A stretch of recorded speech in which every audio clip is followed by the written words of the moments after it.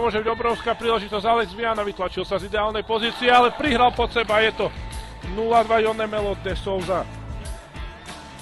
Strieľa svoj ďalší gól v tejto sériu. Dokonca už štvrtý, ako som spomínal v tom prvom vzájomnom meraní síl sa presadil hneď trikrát. Ale ešte rozhráva na Gustava Enriqueho. Ten videl dobre postaveného Jonemela de Souzu a ten po rýchlej otočke strieľa už tretí gól za chrbát Jakuba Alchusa. Jonemelo de Souza potvrdzuje, že Bilian Deli ako súper veľmi chutia. Je to jeho 5. gól v tejto sérii až za Alchusovú bránu. Chyba v rozohrávke Billy Handelova, tá je potrestaná tretím gólom Jonemela de Souzu. Takže aj v druhom stretnutí dokázal tento brazílsky hráč zaknihovať hat-trick, a to už po 9 minútach 16.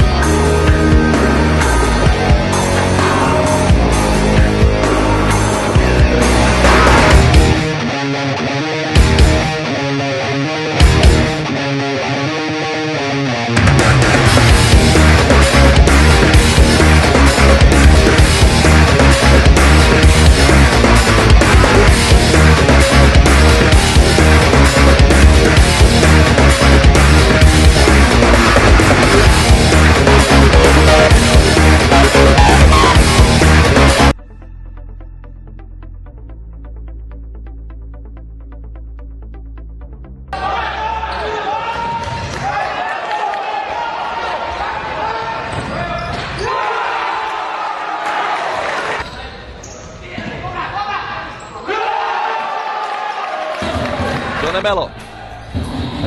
Ricardo. Zatlačí dopredu, nakoniec Jonemelo zakončuje. Spotvorná strela, ešte Jonemelo. A je to gól! Jonemelo, potom, čo bola jeho prvá strela zblokovaná, sa dostal k urážke. A s veľkým šťastím 3 minúty, 27 sekúnd pred koncom posiela Lučenec do vedenia.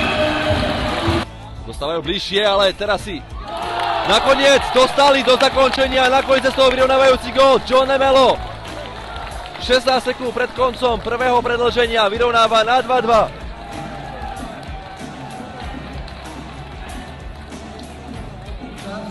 Tak nakoniec powerplay Lučenca, bola ešte šanca pre domácich. Tu je voľný Jonemelo a gól! Veľká chyba hostí, ktorí sa teraz vyčítajú. 6 sekúnd pred koncom mali Wild Boys loptu na svojich halovkách. Luis Enrique nahral Kuštírovi, ten loptu iba odkopol. Hostia zaspali a Jonemelo úplne osamotený.